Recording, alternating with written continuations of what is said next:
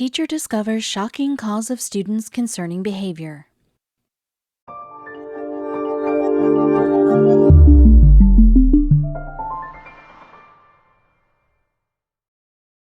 But before we start, please make sure to subscribe to m&rtv and hit the bell so you never miss any upload from us.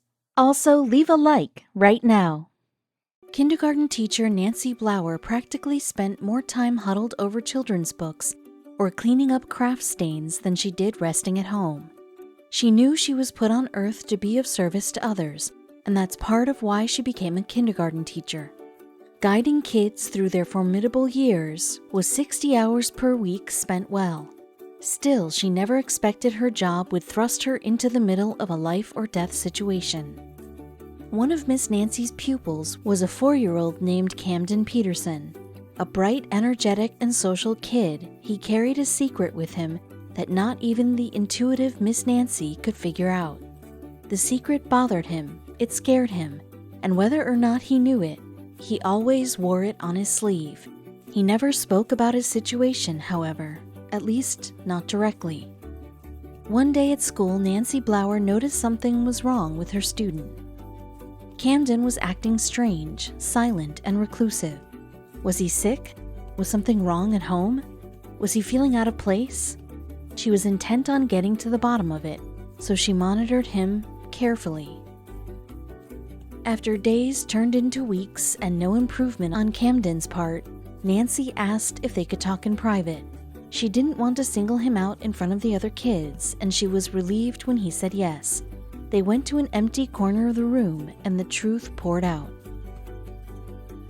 Nancy was worried. Camden was demonstrating telltale signs of a kid with a rotten home life. Her dedication to her students didn't stop in the classroom, so she carefully coaxed the truth out of her pupil. He was hesitant to speak at first, but after some careful guidance and effort, he confessed. The source of his heartache was his father. See, while 34-year-old Daryl Peterson of Mason City, Iowa, kept the finer details of his life out of the public spotlight, one thing was perfectly clear to all who knew him and met him. He loved his son, but Daryl wasn't doing well. Pictures of the father and his 4-year-old son decorated his social media profiles. In each one, the duo wore huge smiles across their faces, whether they were at school events with inflatable slides or just in the car. During their escapades, Camden didn't know his father was dying. In 2010, just a few years before Camden was born, doctors diagnosed Daryl with Berger's disease. Antibodies called IgA, the experts said, were building up in his kidneys and slowly destroying the organs. In other words, Daryl was on the fast track to renal kidney failure, a condition in which his deteriorated kidneys would no longer filter all the toxins out of his bloodstream. When that set in, he would die, leaving Camden behind. So after Camden was born in 2012, Daryl raised him knowing a fatal diagnosis was just one doctor's visit away. And in January 2016, the sword of Damocles finally fell. His kidneys failed. He needed a transplant ASAP. While doctors placed him on a kidney donor list, he also sought out donors himself. I had friends and family come forward who wanted to donate, he said, but these didn't work out for medical reasons or other reasons. In the meantime, he started up dialysis. The 34-year-old spent 4 hours, 3 days per week hooked up to a machine that filtered his blood, during which he no doubt thought of little else but Camden. And for the 4-year-old, even with his dad on dialysis, life continued. As Camden told his story, Nancy's jaw fell on the floor. The story he told was devastating. His father was seriously ill, and without proper treatment, he was likely going to die. The truth was an unbearable weight for a kindergartner, yet Nancy was determined to set everything right. So Nancy went to her files and pulled up the phone number for Camden's dad, Daryl. He, of course, had no idea that he was about to receive this call. When he first realized it was Camden's teacher, he worried that his son had gotten into trouble. The teacher told the father that Camden had spilled the beans, and Daryl was embarrassed beyond belief. Nevertheless, he filled her in on all the details 4-year-old Camden wasn't privy to. His kidneys were functioning at below 20% capacity, and he didn't have a ton of time left. Many would argue that teaching is tireless and underpaid. It takes a giving person to be one, and that described 54-year-old Nancy to a T. She wasn't getting any younger, and her kidneys were working fine. Maybe, she suggested, Daryl could use one of her kidneys. Immediately, Daryl declined. They'd have to think of another way. But no matter what, Nancy was committed to helping. She pressed the issue further, explaining to Daryl all the reasons she would make the perfect donor, and eventually the father relented. She had made a promise and had every intention to keep it, though it wasn't so simple. Donating a kidney isn't as easy as slicing someone open. Nancy had to take physical exams to make sure her organ would be compatible with Daryl's body. The results were much better than they could have expected. Not only was Nancy's kidney in good health, she also had appropriate genetic correlations to donate to Daryl. It seemed like all the cards were in order, but there was one more test she had to pass. Before Nancy could be approved, she had to undergo psychological exams to confirm that she wasn't donating her kidney because she was insane or under duress. The back and forth proved what everyone already knew. Nancy wasn't crazy, she just had a heart of gold. After a long period of tests, discussions, and "are you sures," it was finally time for surgery. Transplant surgeons Alan Reed, Zoe Stewart-Lewis, and Daniel Katz led the endeavor. They were qualified and experienced, but like any surgery, there was always a risk. Luckily, Daryl and Nancy could both rest easy. The surgery was a great success. "She's given me and my son a new opportunity at life," Daryl said. He couldn't believe it. Was this the most selfless act ever committed by a teacher? It may have been, though elementary school teacher Keller Sutherland gave Miss Nancy a run for her money. "When I see myself as a teacher," Miss Sutherland below said, "it just goes so far beyond the classroom." Teaching boiled over into her personal life. It was a job that required more than 40 hours of attention every week. She did anything for her kids. Which was why, one day in February 2019, Miss Sutherland couldn't wait to be home and rest. Exhausted from a tough day, she was elated when a school faculty meeting was canceled. She headed home to her husband a little early, and that's when she spotted the concerning sight. While driving home, Miss Sutherland was talking over the phone with her husband. "Left. There's a small child on his bicycle riding down the road," she told him. There was a ton of traffic at the time, but no one was concerned about the kid, except Miss Sutherland. Feeling she needed to help this boy, because being a teacher didn't stop outside her classroom at the end of the school day, she approached the little biker. That's when she realized she knew this kid. The 7-year-old's name was Cameron Simonsick, and he was one of her students. He was frazzled and out of breath, and he immediately tried explaining himself. The story just poured out of him. For Cameron, it was an ordinary day in Greenville County, South Carolina. He went to school and was taught by his first-grade teacher, Miss Sutherland. Then he headed home on his own. Cameron was very independent for his age. His parents believed he could make it to school and back home on his own. All he needed was his trusty bike. And they were right. After school that day, he did make it home. However, when he returned home that day, something was very different. It was rather quiet in the house. He walked through his home to see if anyone else was there, but he came across a terrifying sight. In the kitchen, he screamed at the sight of his father passed out on the ground. Smart kid that he was, Cameron knew all about his father's medical condition and its consequences. Even at his young age, Cameron understood that his father was diabetic and suffered from episodes that left him incapacitated. He couldn't treat his father, so he tried calling for help, but he ran into an issue. The clock was ticking for Cameron's father, who was suffering from a diabetic episode of low insulin levels, which can be fatal. Cameron immediately rushed to call 911 on his dad's cell phone, but there was a problem. When Cameron grabbed his father's phone, he found it was locked. He tried to get the password a few times, but he had no luck. The boy couldn't call for help, not over the phone, so he darted out the front door. Cameron ran to his neighbors, but no one was home to help. Without many other options, he grabbed his bike and pedaled as fast as he could to reach someone else who could help, his grandma. Unfortunately, the emergency trip to Grandma's was going to be a 5-mile trek that involved crossing a bustling highway. Still, Cameron had to save his dad. As scared as he was, he pushed forward. That's when Miss Sutherland saw him pedaling frantically down the busy road. After listening to his story, she helped him calm down, dialing 911 on her own phone.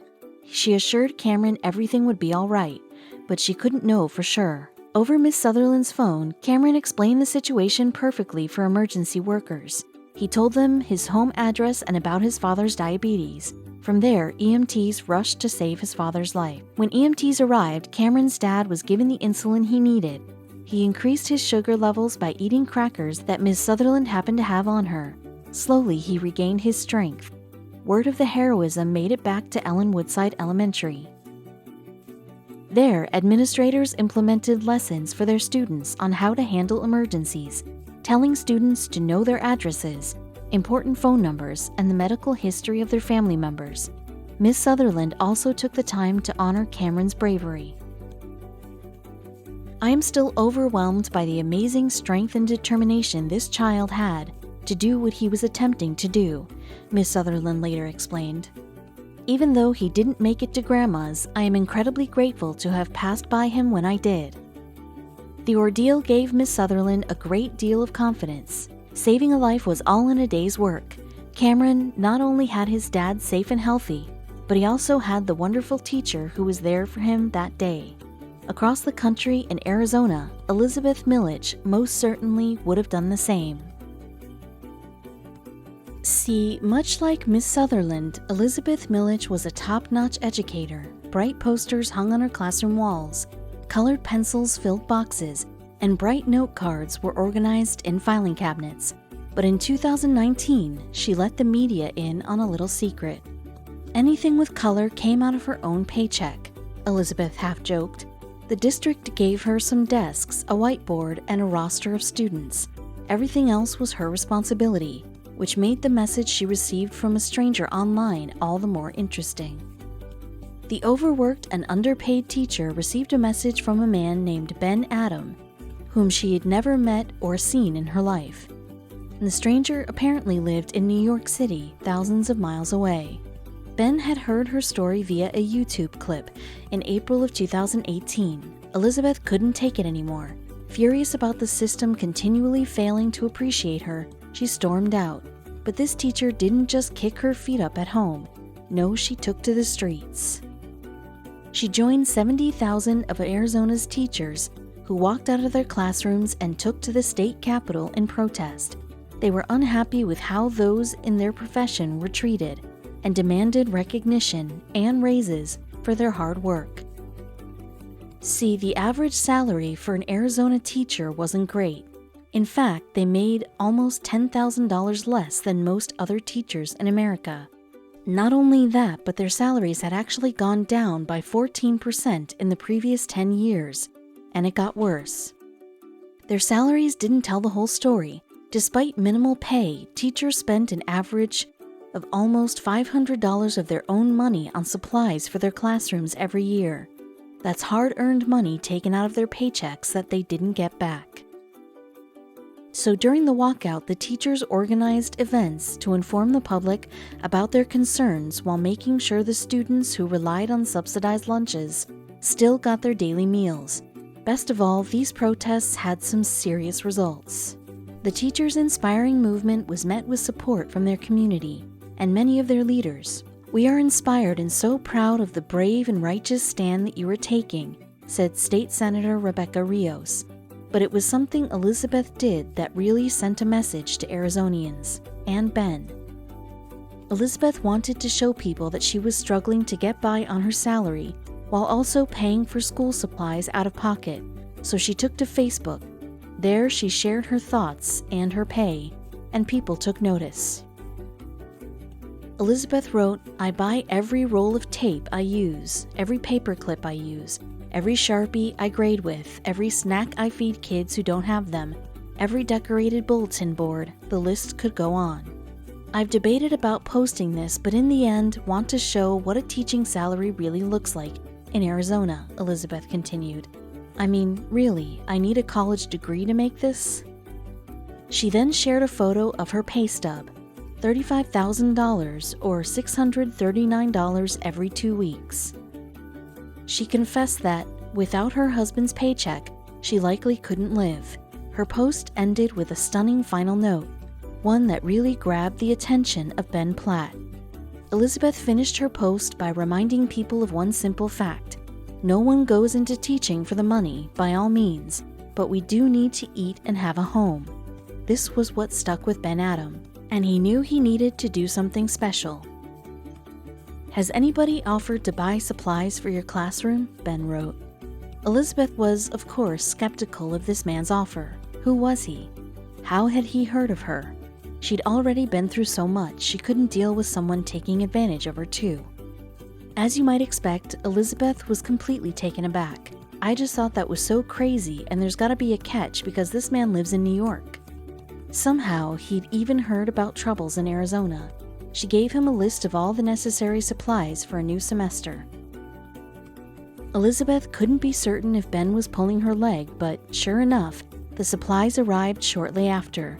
She was blown away and thrilled that she could finally provide her students with the education they deserved. Ben didn't stop there either.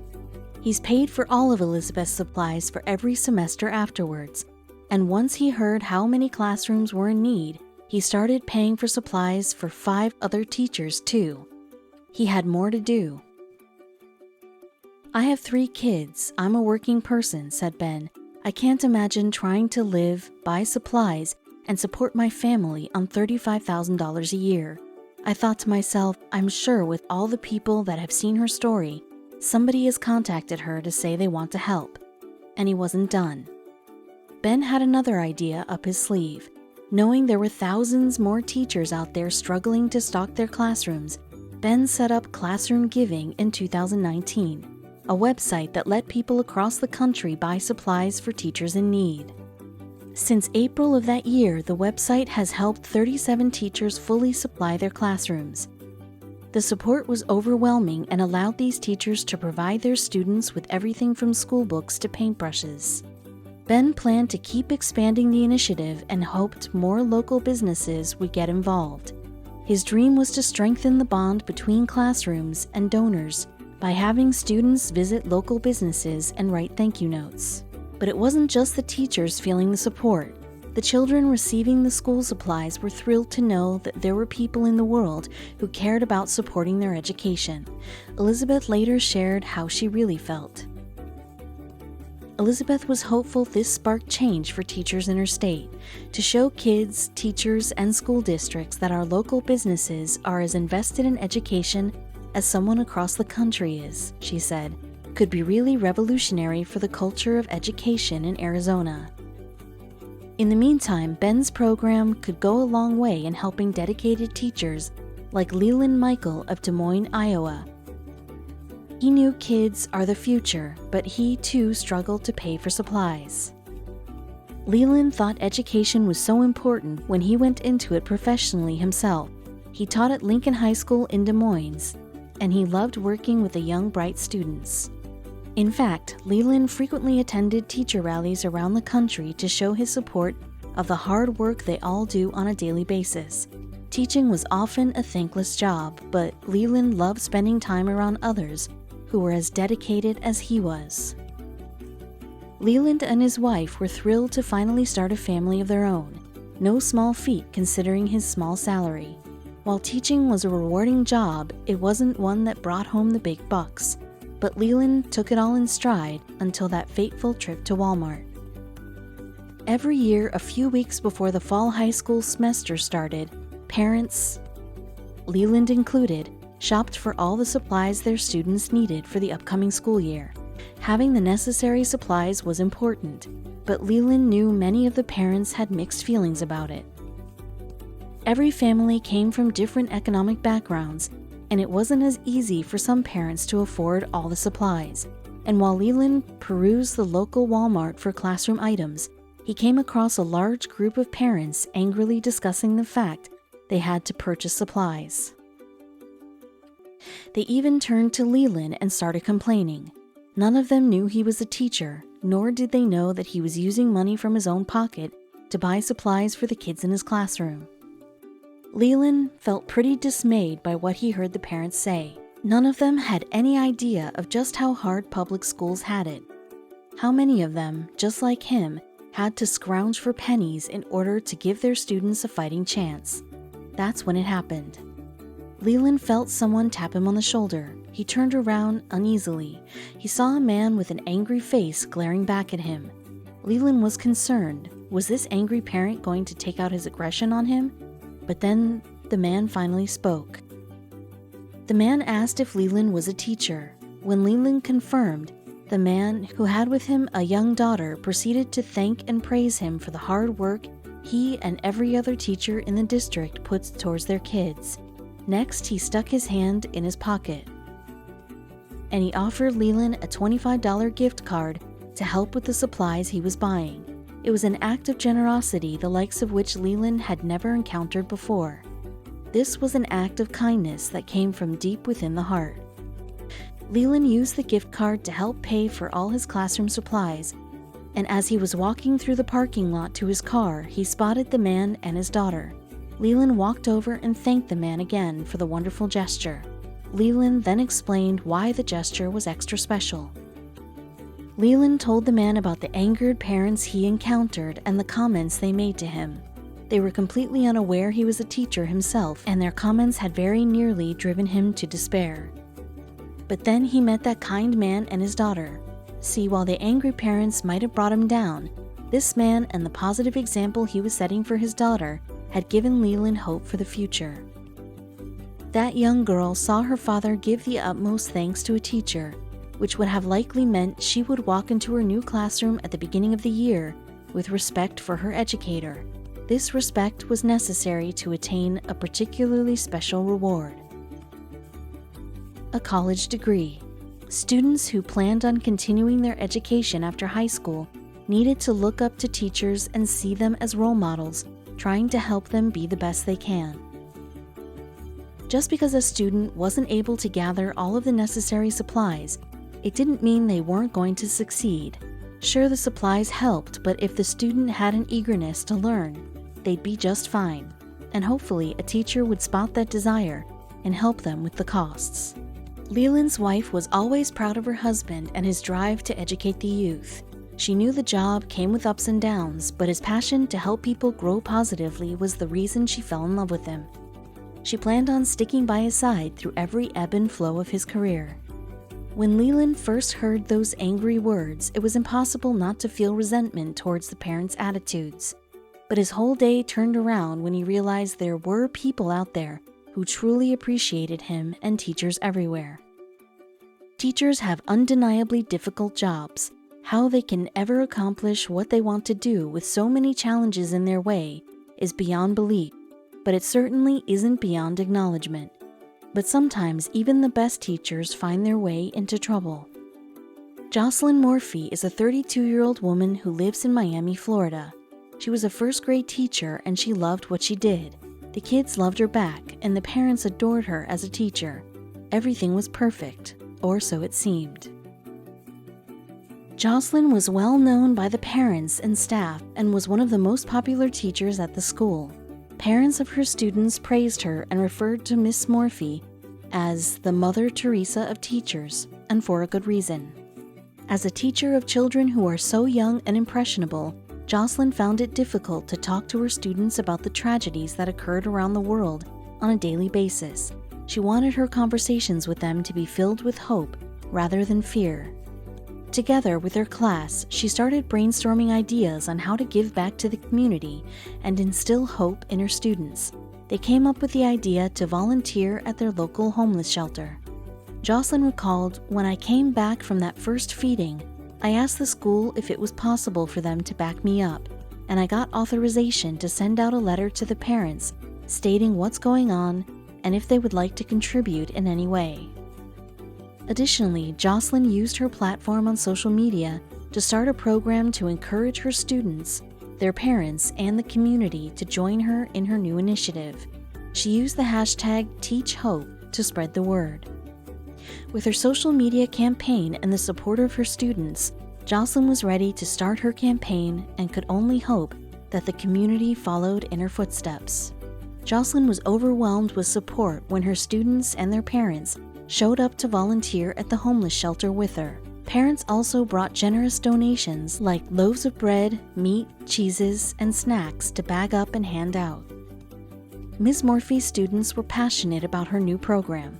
A class parent and co-worker stated, "They wake me up bright and early on Sunday saying, 'Mom, we have to teach hope.'" She was an integral part of the school, community, and their lives. Having their kids spend every day with the Mother Teresa of teachers is every parent's dream. That's why the parents were immediately concerned when Jocelyn stopped showing up to school, and very confused. See, Jocelyn was scheduled to have some time off from work because she was celebrating something very special. She was about to marry the love of her life and best friend. She just assumed when it was all over, her life would return to normal. Prior to the big day, Jocelyn set up a wedding website to show all of the important information regarding her wedding and to inform her guests of the festivities. She set up a wedding hashtag so her loved ones could follow the event online. The couple planned a week-long celebration at the Key Largo Lighthouse Estate. On Friday, they had a welcome bash, followed by a seaside wedding ceremony on Saturday, with a goodbye barbecue on Sunday, but things didn't go as planned in the days following. When parents brought their children to St. Peter and Paul Catholic School following the wedding, they were shocked to see that their beloved teacher had not returned. When the parents learned why Miss Morphy was no longer there, they were outraged. Since Jocelyn was such a known presence in the community and on social media, the school saw pictures of her wedding ceremony. According to the school, what they saw in those photos left them with no choice but to fire her. Her Instagram displayed photos of Jocelyn and her wife joining in holy matrimony. Because same-sex marriage is not accepted in the Roman Catholic Church, the school relieved Jocelyn of her duties as a teacher at the school. Jocelyn took to her social media and wrote this, "This weekend I married the love of my life, and unfortunately, I was terminated from my job as a result. In their eyes, I am not the right kind of Catholic for my choice in partner."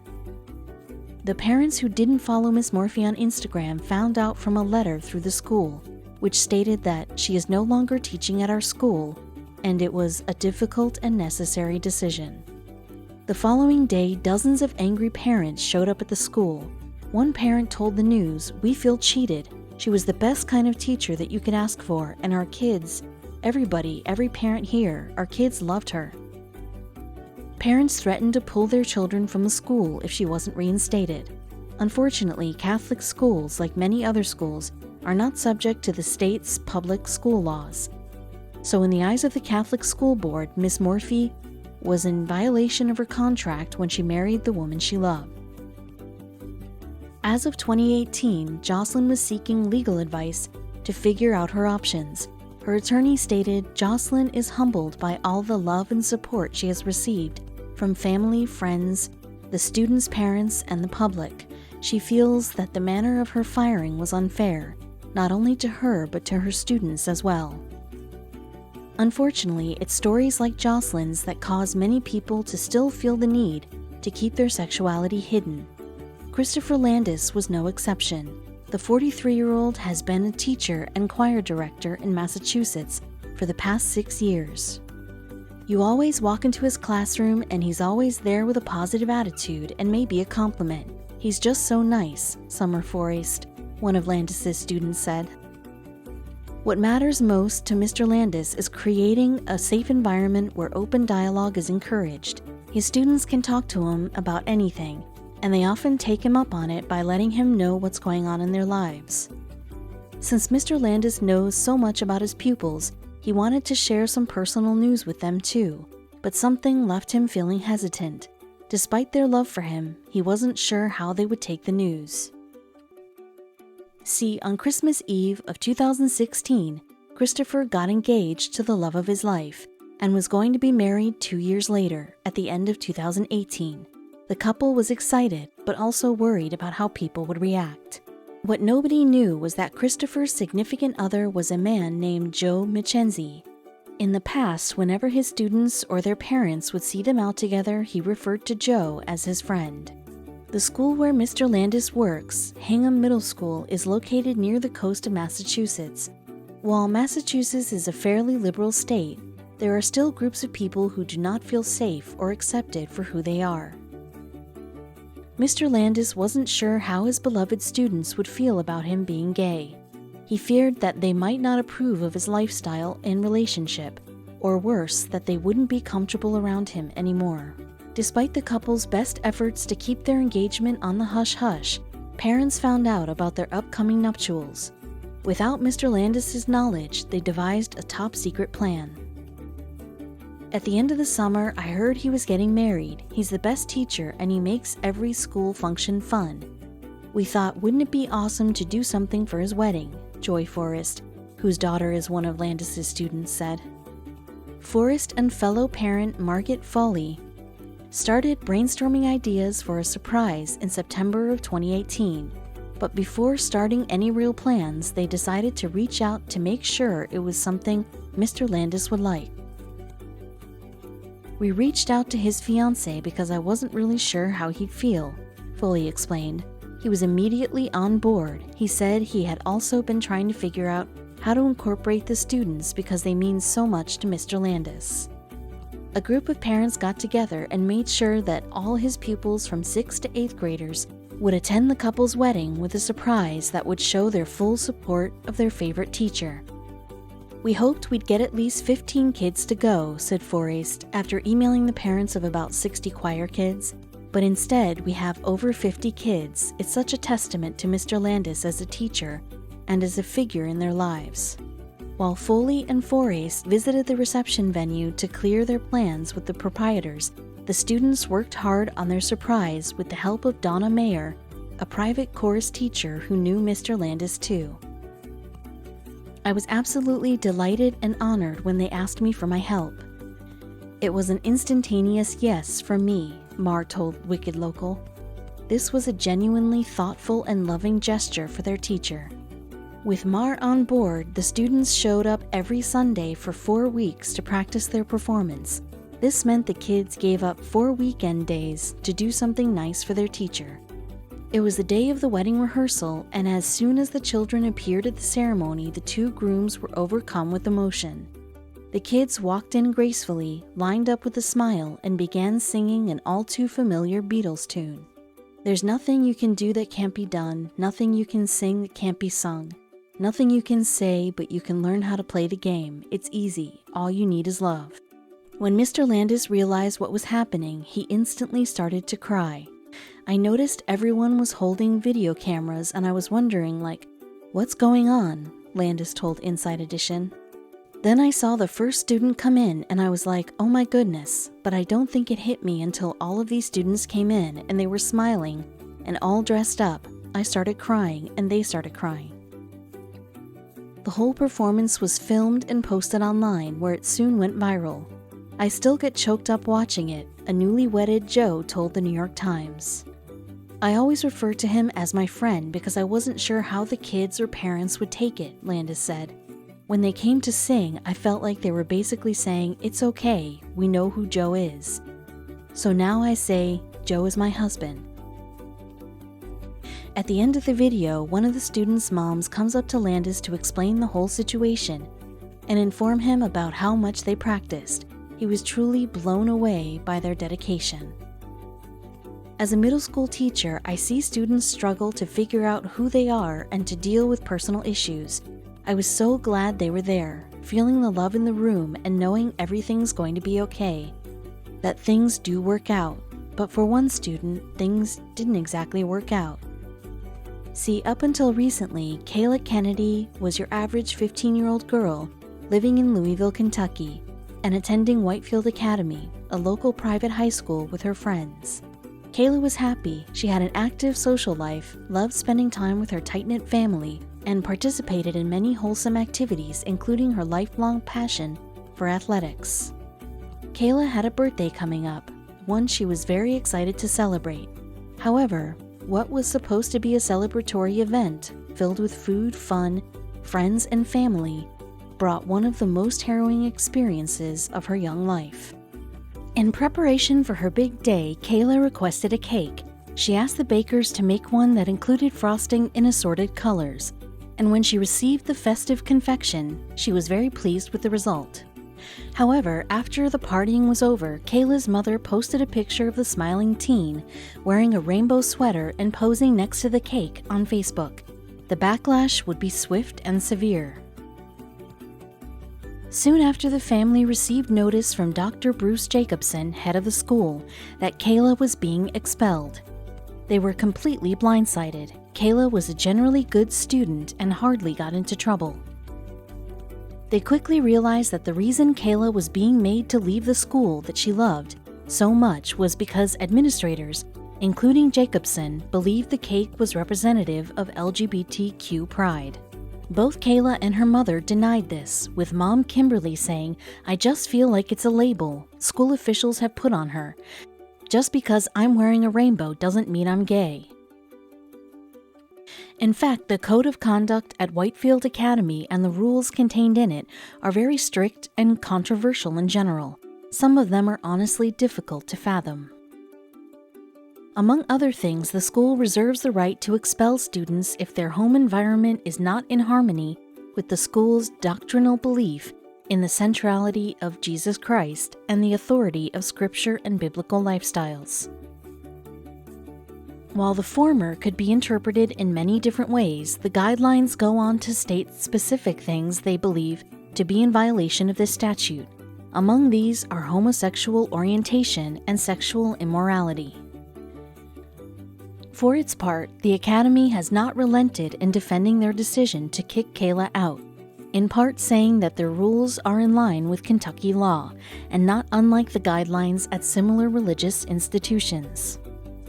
The school also claims steadfastly that the picture was not the sole reason for Kayla's abrupt expulsion, calling these reports inaccurate and stating that Kayla had a long history of violating their strict rules.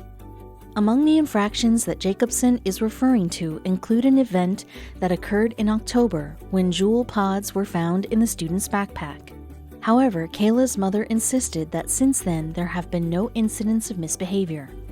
In any case, the school said the birthday photo in question demonstrates a posture of morality and cultural acceptance contrary to that of Whitefield Academy's beliefs, and went on to state that it constituted lifestyle violations. Ultimately, Kayla lost her battle for justice and was forced to leave the school that she had called home for the past 2 years. However, there was one silver lining. Rather than being listed as an expulsion, the official account states that Kayla's leaving was a voluntary departure. A good thing, because this way it won't go down on her permanent record. As for Kayla's mental state, her mother Kimberly reports that she is adjusting well, as she is a very resilient young woman, but that understandably she also seems stressed and overwhelmed at times. Kimberly also had some choice words for Whitefield Academy itself. "I just feel like those religious beliefs they are imposing now are very judgmental," she reflected. "That's not what I wanted for her." Kimberly and Kayla have decided to proceed with a lawsuit against the school for violating its own disciplinary code. But Whitefield Academy isn't backing down. But Kayla's not alone in this fight. See, Kayla's story is a tragic one, but unfortunately, some cases have been even more heartbreaking in their magnitude. One teen named Seth Owen has a similar story that took a much more tragic turn. Growing up in Florida, Seth seemed like a model son and student. Below the surface, however, his personal life was far from perfect. In fact, it was teetering on the verge of collapse. Things were always great in the classroom, however. Ever since he was a little boy, Seth made sure to study hard. He was going to do whatever it took to attend a good college. "I was the nerd in 5th grade who walked around recess talking about how I wanted to be an astronaut," Owen said. "I was always in a textbook, always in the library, always reading something." But everything changed one evening during high school. While Owen was busy putting the finishing touches on a homework assignment, his dad opened up the teen's phone. he found something shocking on the device. Owen's father found some pictures and had immediate questions. First, he wanted to know how his son, who was a successful student athlete, was doing. Then he revealed what photo he found on his son's phone. He found a damning photograph of me and another guy, Owen remembered. Nothing inappropriate, but it clearly indicated that I was gay. That caused a big problem for his parents. Owen's parents were strict Southern Baptists and unwilling to accept his sexuality. Rather than supporting their son, they saw him as a problem they were going to try to fix. They started sending the teenager to a Christian counselor, hoping that would help. It was definitely awkward conversion therapy where they tried encouraging stereotypical masculine tasks and things like that, Owen remembered. After a few months, Owen stopped visiting the counselor. His parents were unwilling to relent on one other decision, however. Their son still needed to attend church. No ifs, ands, or buts. Given the congregation's views about sexuality, Owen didn't feel comfortable attending services. He asked to pray at another church, but his parents refused. If he didn't want to worship with them, he would have to move out. Seth didn't want to leave, but he couldn't deny who he truly was. With a heavy heart, the teenager packed his bags and headed for the door. From that day forward, he would fend for himself. The upheaval didn't change his academic performance, however. Despite spending nights on his friends' couches, the teen was still accepted into Georgetown University. His college dream was finally coming true. A few weeks after leaving home, Owen received his admissions packet from the school. When he opened it and pored over the paperwork, though, his heart dropped. There must have been a mistake. When Georgetown calculated Owen's financial aid package, they factored in his parents' income. Since he was now on his own, there was no way the teen could afford his tuition payments. Understandably, Seth was crushed. He had spent his entire life working towards a college acceptance and thought he had received it, only to lose his grip on the opportunity at the last second. One of his teachers, Jane Martin, realized that Owen was struggling, even if he didn't want to admit it. She pulled a few of her colleagues together and they tried to set things right. Martin set up a GoFundMe page hoping to pay her students' tuition. I know the goal seems unrealistic and the circumstances aren't ideal, but I also know communities can make the impossible move, she wrote. Before anyone realized what was happening, the page had raised over $100,000. Not only could Seth attend Georgetown, but he came to understand something even more important. People cared about him. He has had so much support, Martin said. I'm just excited for him to have his community literally come around and pull all of our arms together and bring him up and raise him up. By sharing his story, Owen hoped to inspire other teens to love themselves no matter what. I would tell that sophomore kid to hold their head high, roll their shoulders back, and be exactly who they are, he said.